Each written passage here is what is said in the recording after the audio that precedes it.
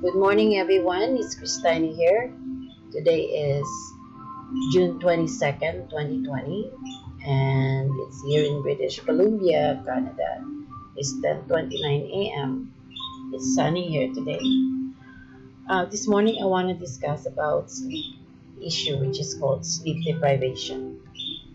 Sleep deprivation is also known as insufficient sleep or sleeplessness. It's a condition of not having enough sleep, and it can be either chronic or acute and may vary widely in severity. A chronic sleep restricted state adversely affects the brain and cognitive function. However, in a subset of cases, sleep deprivation can paradoxically lead to increased energy and alertness and enhanced mood, although its long-term consequences have never been evaluated. It has even been used as a treatment for depression. Few studies have compared the effects of acute total sleep deprivation and chronic partial sleep restriction. Complete absence of sleep over long periods is not frequent in humans, unless they suffer from a fatal familial insomnia or specific issues caused by surgery. It appears that brief microsleep cannot be avoided. Long-term total sleep deprivation has caused death in humans or animals. The main symptom of ongoing sleep loss is excessive daytime sleepiness, but other symptoms include yawning, moodiness, fatigue, irritability, depressed mood, difficulty learning new concepts, forgetfulness, inability to concentrate, or a fuzzy head.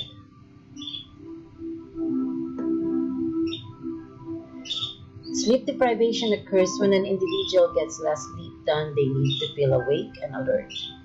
People vary in how little sleep is needed to be considered sleep deprived. Some people, such as older adults, seems to be more resistant to the effect of sleep deprivation, while others, specifically children and young adults, are more vulnerable.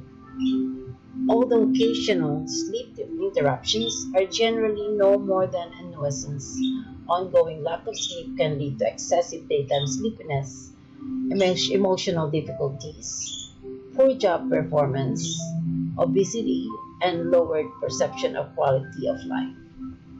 There is no questioning the importance of restorative sleep, and a certain amount of attention is necessary to both manage and prevent sleep deprivation. The facts on sleep deprivation: sleep loss alters normal functioning of attention and disrupts the ability to focus on environmental sensory input. Lack of sleep has been implicated as playing a significant role in tragic accidents involving airplanes, ships, trains, automobiles, and nuclear power plants. Children and young adults are most vulnerable to the negative effect of sleep deprivation. Sleep deprivation can be a symptom of an undiagnosed sleep disorder or other medical problem. When you fail to get your required amount of sufficient sleep, you start to accumulate a sleep debt. The main symptoms of ongoing sleep loss is excessive daytime sleepiness, but other symptoms include yawning, moodiness, fatigue, irritability, depressed mood, difficulty learning new concepts, forgetfulness, inability to concentrate or a fuzzy head, lack of motivation, clumsiness, increased appetite, and carbohydrate cravings, and reduced sex drive. What are the effects of sleep deprivation? Sleep deprivation can negatively affect a range of systems in the body. Not getting enough sleep prevents the body from strengthening the immune system and producing more cytokines to fight infection. This can mean a person can take longer to recover from illness, as well as having an increased risk of chronic illness. Sleep deprivation can also result in increased risk of new and advanced respiratory diseases.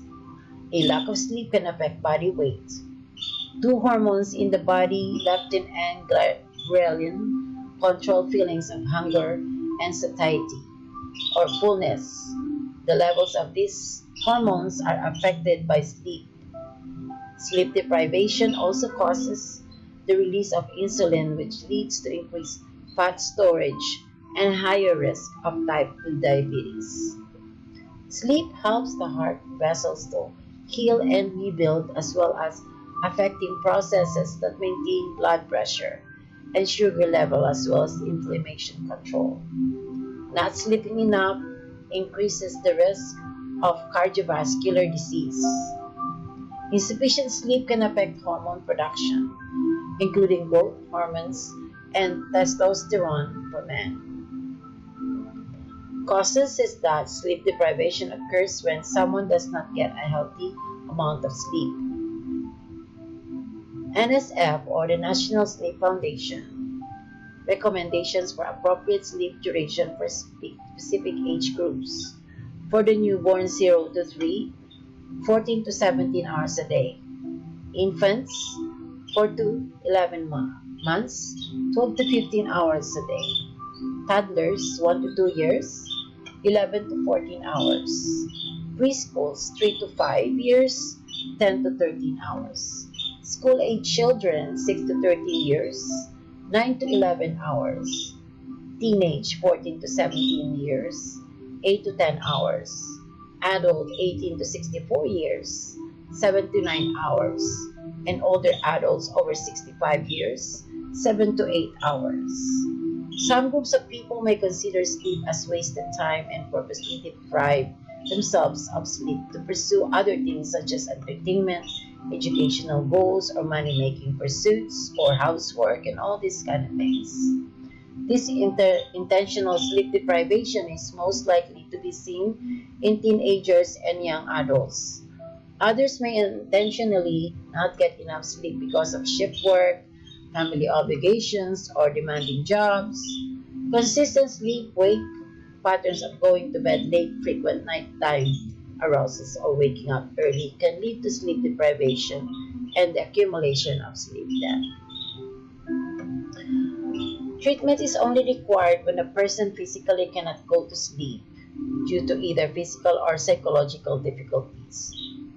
A therapist or sleep specialist will be able to offer guidance and coping techniques for reaching a result state and sleeping. There are two main avenues of treatment for sleep deprivation: behavioral and cognitive measures and medications. There are numbers of effective methods to enhance sleep that do not require medication, including relaxation techniques, progressive muscle relaxation involving tensing and untensing different muscles in the body to help calm the body, meditation techniques, mindfulness training, breathing exercises, and guided imagery can also help in this area. Audio recordings are available that can help a person fall asleep at night. Stimulation control. This involves controlling pre-bedtime activities and surroundings to moderate the sleep pattern. For example, a person controlling their stimulus would spend time in bed only when they feel sleepy, which controls the association between being in bed and feeling ready to sleep. Cognitive behavior therapy. This is a type of the therapy designed to help people understand and change the thought patterns behind the certain behaviors. It can challenge beliefs that may not be healthy and promote rational, positive thought. It can help a person to develop a healthier sleeping pattern. The good news is that most of the negative effect of sleep deprivation reverse when sufficient sleep is obtained. The treatment for sleep deprivation is to satisfy the biological sleep need, prevent deprivation, and pay back accumulated sleep debt. Some suggestions for good sleep habits include going to bed when tired, following a routine for bed and wake up time, keeping it consistent every day of the week. Avoid eating 2 to 3 hours before bedtime. If unable to fall asleep after 20 minutes of trying, going to another room and trying to read until feeling sleepy, then returning to bed. Engaging in regular exercise during the day. Even walking for 15 minutes will help before bedtime or any time of the day. Keeping the bedroom quiet, dark, and comfortable, cool temperature. Turning off electronic devices when you go to bed, or put it on a turn off the sound or turn off the vibrate if you need your alarm system to wake up. Paying off the sleep debt when you fail to get your required amount of sufficient sleep, you start to accumulate the sleep debt. For example, if you need 7 hours of sleep nightly to feel awake and alert and only get 5 hours, you have a sleep debt of 2 hours. If you continue that pattern to 5 nights, you have an accumulated sleep debt of 10 hours. The only way to erase a sleep debt is to get more sleep, depending on the scale of the sleep debt. It may take some time to recover fully. However, the positive effect of paying this debt off will be felt quickly. To pay back a sleep debt, it is necessary to start getting the sleep you need, plus an additional hour or so per night, until the debt is paid. Afterwards, the required amount of sleep can be resumed without the additional hour, even if the sleep debt is hundreds or even thousands of hours. It can still be successfully reconciled with conscious efforts to restructure obligations and allowing sufficient time off to recover. You will know you have paid back your sleep debt when you wake up feeling refreshed and you do not feel excessively drowsy during the day. If sleep deprivation is ongoing and negative symptoms persist despite practicing good sleep hygiene measures, consultation with a healthcare provider is recommended. So, sleep deprivation is very serious matter because if we don't have enough sleep, then tendency is also we're getting a very weak immune system, right? And so there's then the disease will claw back in our body.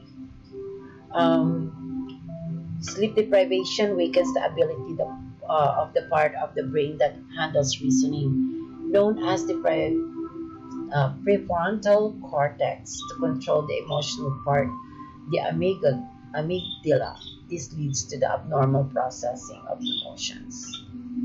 Sleep also appears to be necessary to prepare the brain for learning. When the brain is deprived of sleep, it is difficult to concentrate and form new memories.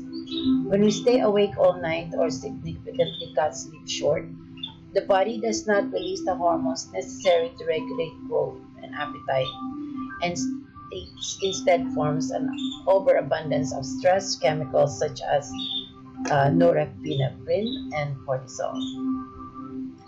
Sleep loss can have a profound impact on both emotional function and normal thinking abilities in healthy individuals, resulting in a reduced tendency to think positively, bad moods, a decreased willingness to solve problems, a greater tendency towards superstitious and magical thinking, intolerance and less empathy towards others, poor impulse control, inability to delay gratification. Finally, sleep deprived individuals score higher on clinical scales measuring depression, anxiety, and paranoia. So that's all I want to share today. And I just want to say that sleep is very important to each and everyone. And I just want to give you an additional small tip before I leave. First is keep a regular sleep-wake cycle. Avoid caffeine, alcohol, and nicotine in the 4 to 6 hours before bedtime. Don't exercise within 2 hours of bedtime. Don't eat large meals within 2 hours of bedtime. Don't nap later than 3 p.m. Sleep in a dark, quiet room with a comfortable temperature. That's all I have today to share for you guys, and have a great day.